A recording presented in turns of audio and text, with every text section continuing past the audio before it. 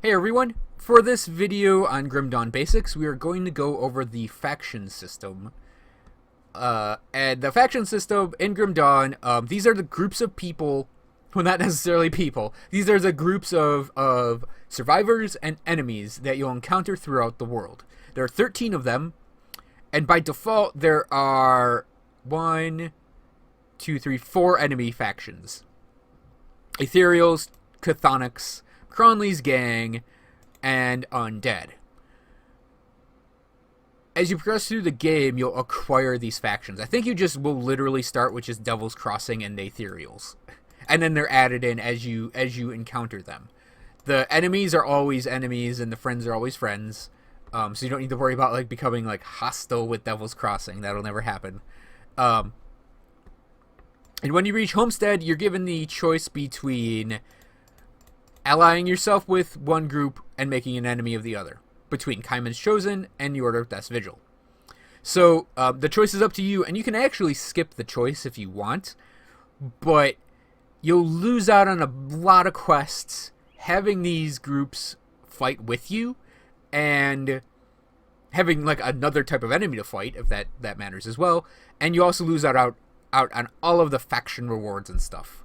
So and the choice is completely up to you. Kaiman's Chosen has lots of fire and lightning stuff, and they're very, very much oriented towards shamans and demolitionists and soldiers.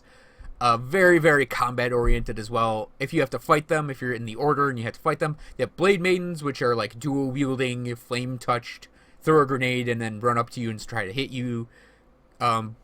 Characters. They have Storm Bearers, which hit you with a stunning lightning bolt, and have a lightning nova. I think they just have marksmen or deadeyes or whatever that shoot guns and crossbows. And then they also have I think a basic melee unit as well. The Order of Death's Vigil are a bunch of necromancers, and they have a lot of stuff oriented to cold, vitality damage, and a little bit of aether damage. They're very much a castery side of things, and I think they generally have more pet bonuses on their gear than Kaiman's does, so I think they're a little on the occultist side as well. Being necromancers, if you have to fight them, if you're part of the Chosen, they fight like necromancers. They will summon undead, hordes of undead after you, and they have dreadlords and neophytes and maybe one or other. I don't really fight them a lot, in all honesty. I have one character in Kaiman's Chosen, and yeah, they will fight with vitality damage and undead. So it's very much up to you which one you go with. And then the last faction, which is the Outcast, you have the choice to ally with her or make her an enemy. And that's done way later in the game at Fort Icon, near the end of Normal Veteran. And if you make her an ally, you gain access to a bunch of quests, and I think a couple unique enemies are thrown in the game for those quests, and one is actually a recurring unique enemy. And then you also have access to her faction, her bounty table, and her faction rewards. If you make her an enemy, you get a unique dungeon and technically another nemesis spawn. But it's only and then you can actually level up the Black Legion easier that way if you make her an enemy. And again, that choice is totally up to you. There are advantages to both keeping her as an ally and making her an enemy, and it really does depend on who you are and who you what character you're playing. If you're playing more of a soldiery character, you could probably just kill her, in all honesty. But if you're playing a more castery character, you might find a lot more value out of her faction rewards. And like I said, it's all up to you, whichever you do. So the basics of enemy factions. They start out in hostile. No. Do I really only have that for my Chthonics? I have hardly fought any Chthonics with this character. So they start with hostile. Then they move into despised. And with despised, you'll get extra spawns of regular enemies. Then they move into hated. And hated is just more hero spawns. And then they have nemesis. Nemesis spawns are a very unique, extremely powerful enemy. For the Ethereals, it's Valderin. For the Chthonics, it's Benjar. Cronley's Gang has Fabius. Kaiman's Chosen has the Iron Maiden. I don't remember the name of the one for Order of Death's Vigil because I don't think I've ever fought him, and I I really need to work on that, but yeah, haven't fought him. And then Muzalek is your undead, and the outcast has the outcast herself. So yeah, each of those guys are powerful in their own rights. Really unique enemies. Really fun fights, except for Fabius, because he's a jerk and just a big jerk face. And yeah, you generally want to like beat things up until you get into Nemesis, because they have a Nemesis chest, which when you kill them and take the chest, it always has a blue with an increased chance of dropping a legendary, or so the developers say, and always drops a blueprint. So it is worth it to get Nemesis spawns, and some are a little easier than others, and some are easy based on who your character is, and what you're used to fighting. So yeah, there's a lot of variation in the Nemesis spawns as well. For allied factions, they start as tolerated, then hit friendly, then hit respected, and honored, and revered.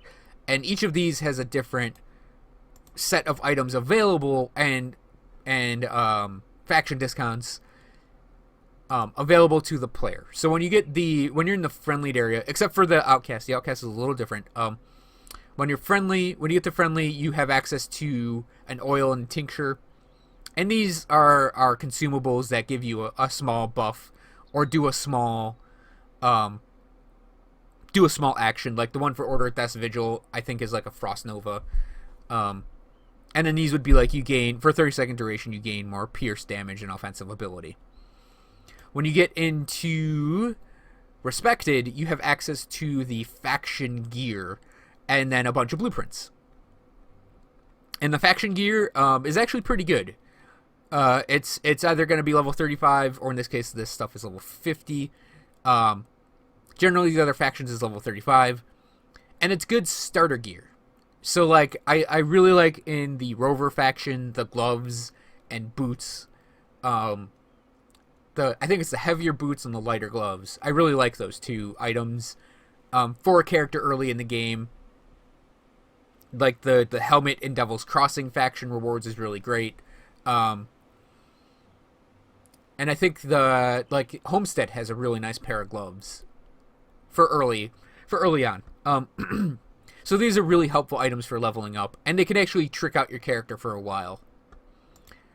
When you get to Honored, you gain access to the lower level faction augments. And augments are sort of like components. They will go in your gear. These initially are either going to apply to weapons and offhands or to rings and amulets. In this case, pretty much all of the stuff in the Black Legion goes to weapons offhands. And when you gain these, they're a small bonus, but they're really helpful. There's one in, say, the Rovers that gives you % health, which is really awesome. And you can equip, I think, 3 of them because they go to your amulet and rings. So yeah, they're nice little bonuses for your character. You also gain access to the faction medals and amulets, like the faction jewelry. And these also provide a various and sundry amount of bonuses. And then a couple blueprints. Wait, do you get the... Okay, yeah. You'll also, I will note, there's like Illyrian's Blood and Ballistic Plating and Arcane Spark and then Legion Belt. So there's actually component blueprints in here as well, which is pretty important. You'll also gain access to the writs. And writs, when you purchase them, you activate them on yourself, and it will increase your faction gain. Because if you look, this bar here is actually quite a bit. So when you use a writ, it will hurry along your faction gain for that faction. And then finally, when you get to Revered, you get the bigger, better augments. You get access to, which act just the same as the regular augments. They just provide more bonuses, like more of a bonus. And then you gain access to the mandates, which you put into other character stashes, and you can use them on those characters to give them a giant boost in how fast they gain reputation. And as you can see, I have them on each of my allied factions, except for the outcast, on this character right now. And I'll probably go and grab the outcast if I make her an ally with this character. I haven't decided yet. And then you'll also gain access to the level 70, like you'll get more blueprints, including an empowered thing is always in here, I think. And it's a higher level blueprint to whatever the blueprint was before. You'll gain access to the armor augments, and these are important. Because at level 70, you're pretty much an ultimate, and you'll have crap resistances up until this point. But once you get revered, once you get 70, you get the armor augments, which is huge for your defense at level 70. Possibly making level 70 the most important level in the game, because you'll have access to these, which is a nice thing. It's great for shoring up your defenses, and every faction has a couple. And they're all various and sort of themed towards that faction. Yeah, the gear is also themed towards the faction. So, like, the Black Legion stuff has a lot of Aether Chaos, like physical trauma, pierce bleed, physical trauma. Because that's what they are. Like, the Rovers have a couple pet-based things, and then some poison acid stuff. And Homestead has fire, lightning, and poison acid. Devil's Crossing's kind of a mix of stuff, sort of generalist things. Outcast covers all sorts of caster stuff. Order of Death's Vigil's cold vitality, like I mentioned before, and Kaiman's Chosen is lightning fire. So yeah, and then you also get the level 70 gear, and level 70 gear is pretty good. I won't lie. Like my Aether Ray guy, I was using this until he got legendaries, and it was actually a while before he switched out this chest piece. So, level 70 gear is great for when you don't have a good item drop for that slot. You can actually go and look at the faction pieces and slot them in. And actually, the gloves again, the gloves and boots from the Rovers are actually really good at level 70 as well still. And, like, I think I have one character who is, like, 75 or 6 or something, and he still is wearing the Kaiman's helmet, Kaiman's chest piece. So, yeah, it's actually pretty good gear at 70 if you don't have a better thing for that slot. So, last thing I'm going to cover, each of the enemy factions, all you really need to do is kill them, and the faction, I don't like saying goes up or goes down, but because both are like, oh, it goes down, and it's like, oh, do you lose points? No, you're getting them to hate you more. So, in getting enemies to hate you more, you get more of the benefit here, and the best way to do this is just to kill your way through them in mass. And you can tell, like, I have more in Undead and Ethereal because I've been fighting a lot of Undead and Ethereal. But coming up here, the Chthonics are going to ramp way up because, like, there's a crap ton of Chthonics in the end game. In fact, I think everything from here on out is pretty much Chthonics with a little Ethereals thrown in. Ethereals and Beasts. But for your allies, they have reputation gained from bonuses. So for Devil's Crossing, you kill Cronley's gang, do the quests, and do bounties. For Homestead, you kill beasts, do the quests in Homestead, do bounties. Kaiman's Chosen, it doesn't list it here, but it's kill Order of Death's Vigil, kill Chthonics, do quests, do bounties. For Order of Death's Vigil, it's killing Ethereals, killing Kaiman's Chosen, quest bounties. Rovers is Undead, quest bounties. And Black Legion is killing the Outcast, which we haven't met yet, quests and bounties. So if you ally yourself with the Outcasts, you can pretty much only get their reputation from quests and bounties. But if you turn her into an enemy, you can level up Black Legion quicker. And it might actually be a strategy to do that first, to just ramp Black Legion up. But, I mean, I don't really see that being a necessity, because you'll get a lot of reputation from their quests, and you do a ton of quests from Homestead onward. They're related to the Black Legion. Doing that for normal/veteran, then elite, then ultimate, not that difficult to get these things built up. And you can always do bounties for them as well. The Outcast has kill Chthonics, kill Ethereals, and do quests and bounties for her. Hers is actually really quick and easy to level up. So, I mean, you could probably level her up just stupid fast, and then worry about Black Legion later. Because as you do actually Outcast quests, you'll lose a little Black Legion rep, but it's like 200 a quest or something. It's not a lot. So, one thing to note, in Elite and Ultimate, you can redo your choice between Kaiman's Chosen and Death's Vigil. Or you can redo your choice in allying with the Outcast or turning her into an enemy. If you change your mind on these, the reputations are completely reset. If you make it to Revered with Order, and you're like, no, in Ultimate I want to do Kaiman's, you'll lose all your reputation. Also in Ultimate, once you made that choice in Ultimate, it's done for good. So you kind of have this grace period where you can play around with you can experiment with your two factions in normal / veteran and elite, and then make your final choice in ultimate. Or you can just barrel through with the ones you have already and always pick those the same way. And reputation is preserved with each difficulty, so I mean, if you pick early, you'll be at an advantage later on that you won't have to redo anything. So I think that